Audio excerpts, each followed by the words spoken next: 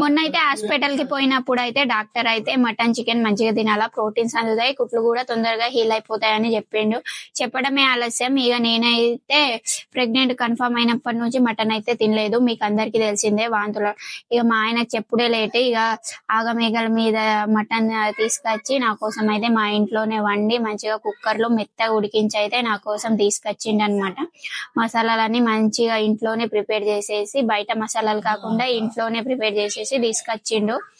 ఇక టేస్ట్ అయితే చాలా బాగుండే అన్నమాట. మటన్ చాలా మంది కీమా తినమంటున్నారు. కీమా కన్నా మటన్ టేస్ట్ అయితే బాగుంది. కీమా అయితే మెత్త ఉడికిపోతుంది, మటన్ అయితే నాకైతే చాలా బాగా నచ్చింది. అసలు హాస్పిటల్ ఎందుకు పోయినామంటే మా బుడ్డోని అయితే తీసుకెళ్ళినాం. చికెన్ మటన్ ఏమైనా తింటే కడుపు నొప్పి లేస్తుంది అని డాక్టర్ని అడిగితే అదేం కాదమ్మా, నువ్వు ఎంత తింటే అంత నువ్వు గట్టిగా అవుతావు, బాబు కూడా పాలు మంచిగా పడుతుందని చెప్పాడు.